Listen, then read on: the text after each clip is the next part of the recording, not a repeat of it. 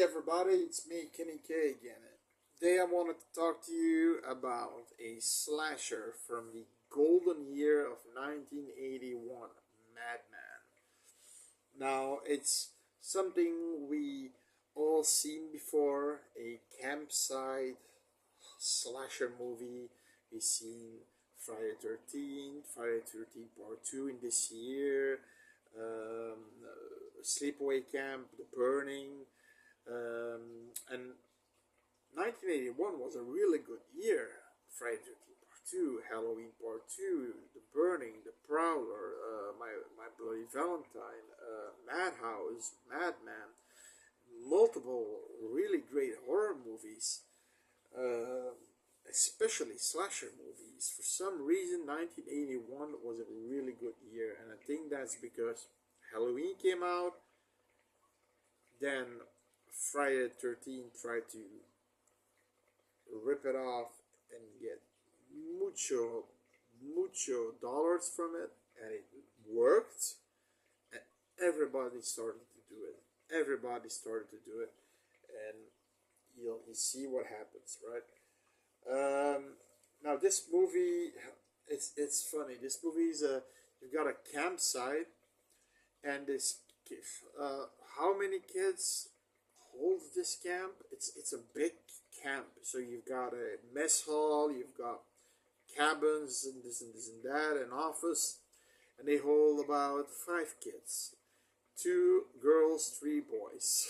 So I hope they had more children than that, because that would be, I mean, they had 6 counselors, 1 cook, and 1 camp owner. So it's 8 people basically for 5 kids.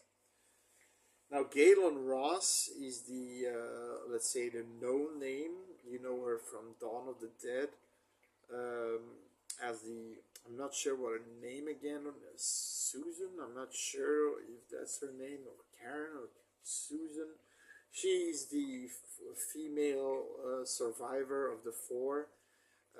She also did a small role in Creepshow, the video sketch of someone to tide me over with Leslie Nielsen. She's being the unfaithful wife of Leslie Nielsen, and we see her on a TV screen being drowned by the waves of the sea. That's also Gaylen Ross. Also in zombie costume, I think that's also Gaylen Ross. She decided to stop acting and went for producing, apparently. Now you've got the movie starts with a campfire tale. Something we all, I mean, it's like every campsite horror movie has to have a creepy campfire tale, right? To establish the lore. Now, first of all, you've got this other guy, TP. His name is TP. Apparently, it's short for Tony Fish. So he's telling this creepy story, and the 2 girls are like 10 years old, don't like it, they're also already crying, and the boys are like 13, 14 years old, and they're like, ooh. And then the camp owner starts to talk about the madman Mars. And he's telling, and the fucked up part is that he's telling that story. Right in front of the house where the madman Mars lived. So he's telling that story where he apparently he was already a wife hitter, an abuser of his kids, and he hacked them all up in a million pieces. He went to a bar, the Madman Mars, put the axe down, and ordered himself a beer. Now a lynching mob evolved, and they hanged him. Somebody um, punched the axe in his face like this, and then the day after, the news There was nobody on the news. The madman Mars was gone. And he says that everybody who screams his name the madman will come and hack you to pieces. So these girls of 10 years are already completely traumatized. And then you got this spoiled son of a bitch brat called Richie, and he calls, "Come and get it, Madman Mars!" And he throws a stone right through his house, his window. Okay, so they go back to the camp, and this TP guy says, "Come on, in military fashion, come on, in 1, 2, 3, 4, 1, 2." So they're doing that, and that Richie guy sees somebody in the tree, a big tall man in the tree. So what he's doing is he's going back to the house of the madman to see what the house is like. Now, at this point, the madman didn't see Richie apparently and followed them back to the campsite. Now, at the campsite, there's this axe that's lodged in a tree stump, and it's like the Disney story with the tail of the the sword. Whoever can get it out is the one, And the owner said, Max is the owner's name. He said, "Okay, TP, if you can get that sword out, you get $100."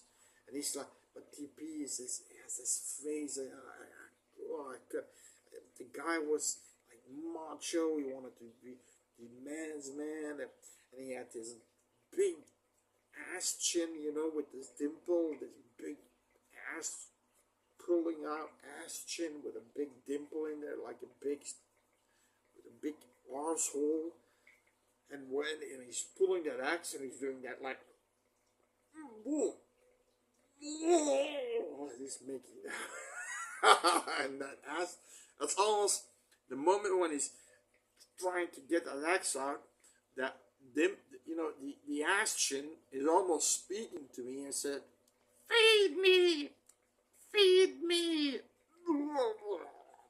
And then Max says, "There's no shame in losing. I don't lose." Eventually he asked you because the axe doesn't come out.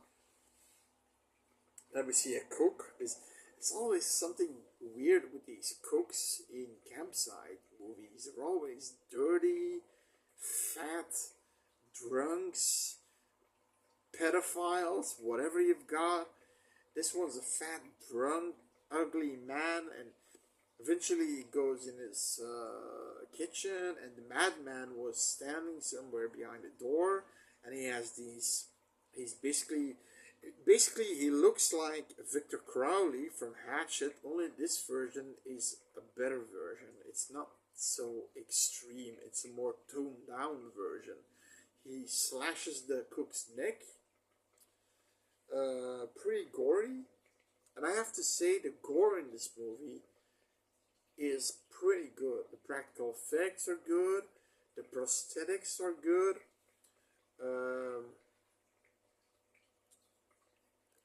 So at some point, there's this moment.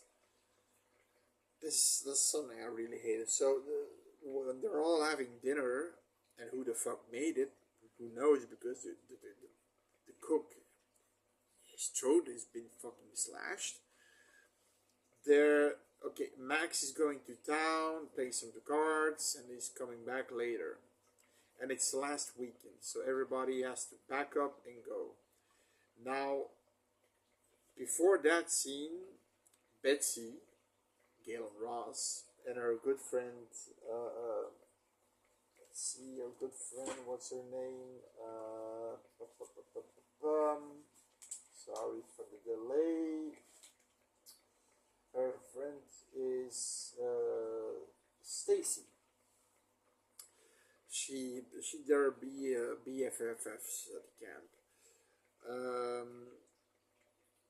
she's complaining about TP and that he's always after her and he likes him, but then he thinks he's a douche and this and that. And she's always carrying this knife, this sheet with a knife in every different clothes she wears. She has a sheet with a knife in it. It's weird. It's weird. Maybe it's like Girl Scouts, Um, but it's there for a reason. Um, but a reason that I'm not gonna spoil. I mean, I'll spoil the movie, but I'll really say spoiler alert, okay? Because so at some point they have this dinner. TP, she makes an announcement. Betsy makes an announcement of telling Max that he shouldn't tell those scary stories because I got some scared girls out of their minds now in their beds. And he said, that's right. Maybe I should keep the scary stories for the older ones. Now, when he said that, I'm thinking, oh, maybe they had a lot more campers, but are already gone home. Maybe, right? Because five kids, six counselors, a camp owner, and a cook for five kids, two girls and three boys. One of which is now in the madman's house, and he sees the madman coming in, and he sees him going out again. Then he goes out of the house because the madman takes this noose with him, to hang somebody. TP is going. Okay, well, first of all, sorry, sir. This is one of the scenes that I was so cringeworthy. So then TP makes an announcement. Sorry for my behavior. I was out of line. I shouldn't told that story either. For future friends, for the camp and lovers. And then he looks at Betsy like a creep. And then you have a scene of course, there. Okay, TP and Betsy at a jacuzzi. They're taking all of their clothes off. You can see every part going out, every trinket around her neck going off. TP has a fucking belt with TP on. How fucking douchey is that? Then they crawl into the hot tub naked, and they are doing this swan song. They're like doing this, and I'm thinking to myself, if you wanna fuck her, just fuck her and be done with it. No, we have to do a swan song first, yeah, and then I'm wooing you. Oh, gee. It literally took a sex scene that took 5 minutes, and we didn't see any sex. Okay, so that was just a cringeworthy scene. After that, TP goes out looking for Richie, that brat, and and that's a cool scene. So what the madman does, and like I said, the special effects are cool. He nooses TP, pulls him over a tree, but he has the strength to basically hoist himself up so that the noose isn't so tight. But what we can see, TP has this big ass belt with TP on, and the madman sees this and he just pulls on it. He falls down, snaps his neck, and the eyes turn over white, which was really creepy, really cool.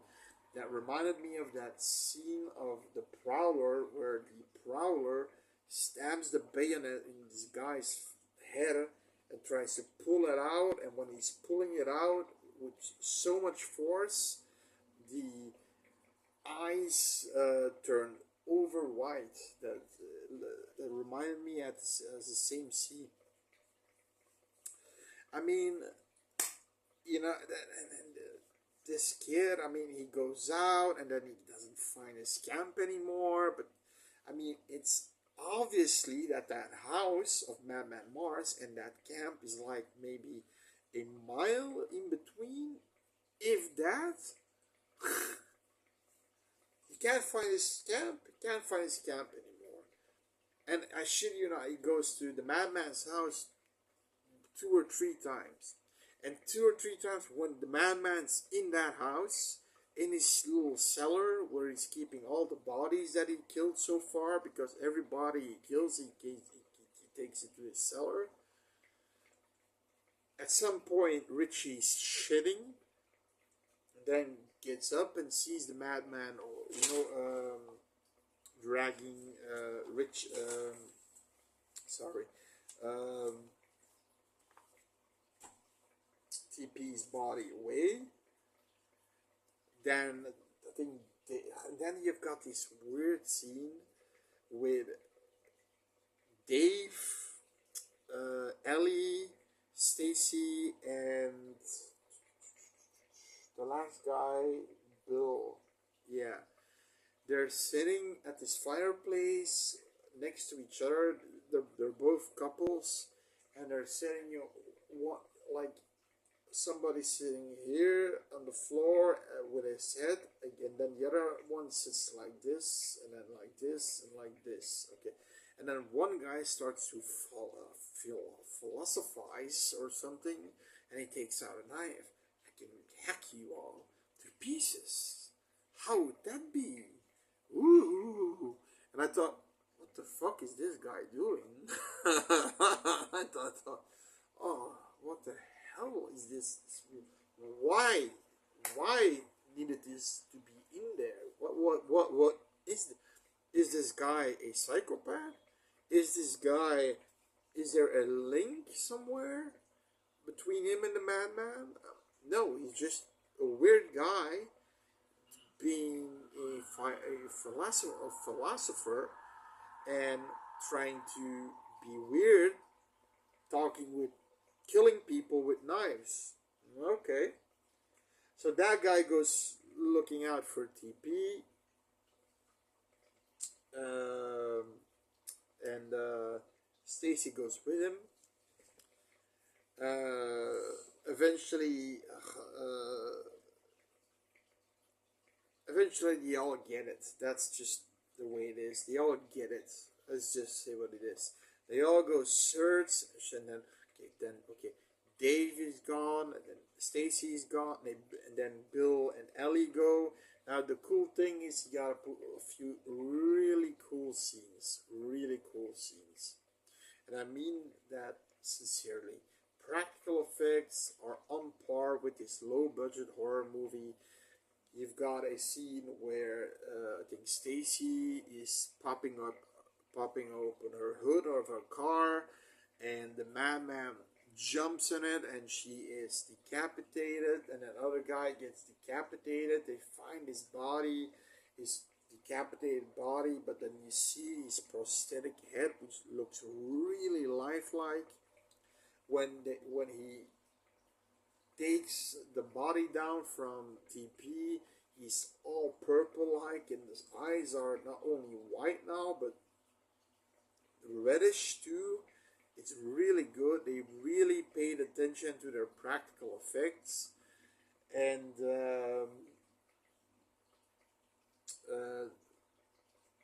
there's this one dude that, I mean, Ellie and I think Bill, and Ellie sees the madman over the body of Stacy on the car, where he popped up the hood, and she's yelling to Bill, come and see this, come and see. And the madman runs away, takes the body. He says, I don't see anything. No, but the hood is full of blood, but it doesn't see jack shit. But the hood is full of blood, right? But he doesn't see jack shit. And she says, okay. And they want to drive away. It doesn't work. They pop up the hood. What we see in there is Stacy's fucking head. Again, real looking prosthetic. At this time, Richie the Brat went down to the cellar of Madman Mars, and he sees all the bodies. He's like, ooh, and then he runs away again. And I don't understand why he doesn't get his comeuppance. Fucking Brat, he's the one who all started this mess. And Ellie is running back to the. That's why I'm telling you this is so close to the camp. The house and the camp, it's so close to each other because she's running back with a painful leg. Bill is getting. He was pulled out of the car. He hold him like this and he snapped his back or something. And then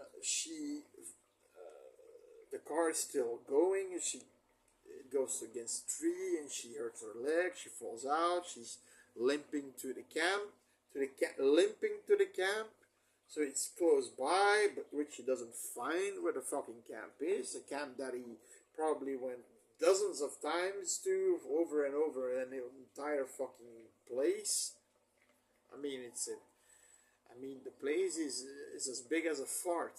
I mean, come on. So she gets. The madman sees her and axes her in the chest. Okay. Then Betsy sees the madman getting out, and she takes this big ass double barrel shotgun. She goes and she sees Ellie against the window and says, "Betsy, help!" Boom! She blows her fucking head off. Okay, bye bye, Ellie. That's done. She takes the kids to the bus. She come on, to the bus.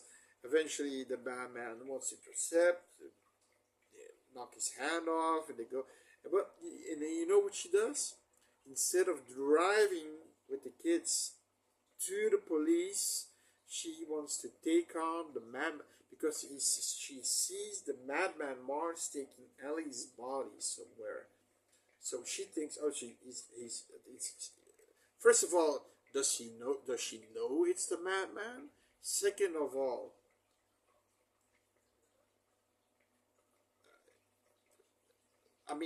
does she know that anybody lives? It's clearly that he kills everybody.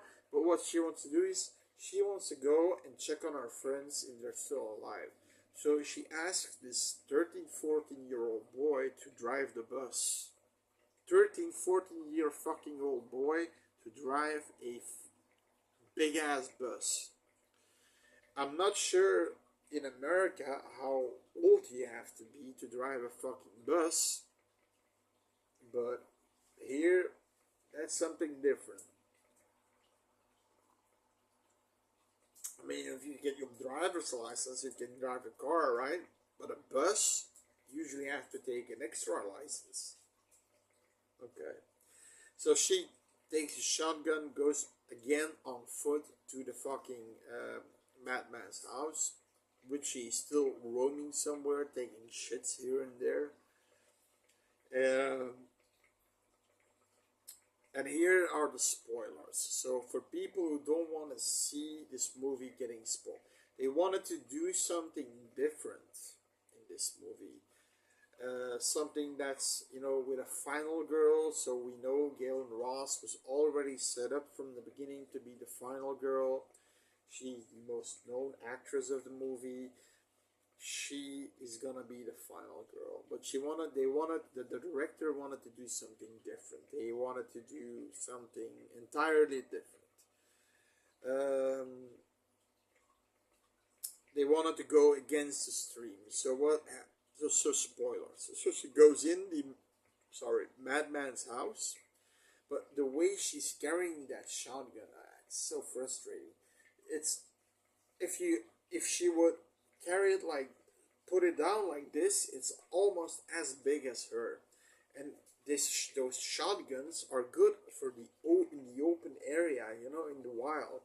But in a narrow house, in a fucking narrow house, where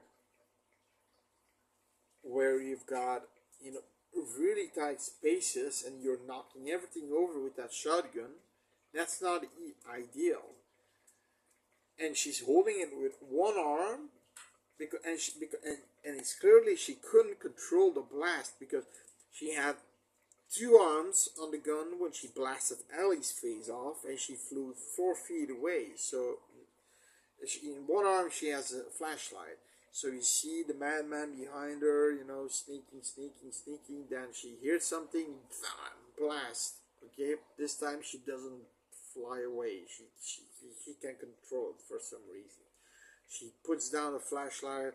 She reloads, but then the madman is in front of her with an axe, really slow like coming to her. She's really slow like trying to put the bullets in. Eventually the madman put, kicks the gun away, then hits her with his sharp nails. Her face is gashed open.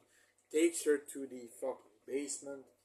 Puts her on a fucking hook like in the Texas Chainsaw Massacre. It comes through her body. She says, and then she does this. She takes the little pocket knife and stabs it in his back. And then he drops a candle and everything starts to burn. But the madman isn't dead. He's just because he can't speak. He's like he just goes out of the house and he's gone. Good job, Betsy. Good job. Good job. You really. What a fruitless death and a fruitless ending, right? But then you get that. Okay, and then you get Max, the owner. He sees Richie on a road, and you see him. The madman. He's real. He's real. And then we get that cool song, because when the movie starts, you have this black tree. The start screen is these black trees with a red background, and then the actors' names and screenplay, and everybody's involved in the movie. And then at the end we hear the ballad of Madman Mars, like the ballad of Harry Warden in My Bloody Valentine. Really cool. That one's cool, but this one's also cool. It's dum dum dum dum dum, and then I don't know how it goes, but the end is like the legend beware the legend beware the madman Mars. I mean, I can't sing it, sorry, but it's a cool song, trust me. Now this movie, it gets a 5.1 on IMDb. Gaylen Ross isn't that bad. She just makes this extremely stupid decision of going after the madman, just sticking him with his tiny little knife in the back. I don't even think it reaches his bone. He's so masked. He's like, it's like this. I mean, right? It was so fruitless. So Gaylen Ross was okay. She was a good actor. She was a good actor. I can't. The other ones, I mean, that Dave guy with that weird analogy or philosophy with his knife. But the special effects were good. The madman looked good. So the gore was good. Gaylen was okay. She was a good actress. but the rest of the cast stinked as high heaven.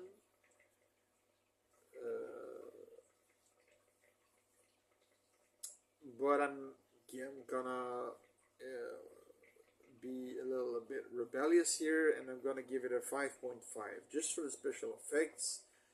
Uh, the special effects, the intro song that I really liked, and that's it. So if you like it, look it up for yourself. It's free on YouTube. Subscribe for horror mini community, and see you later. Bye.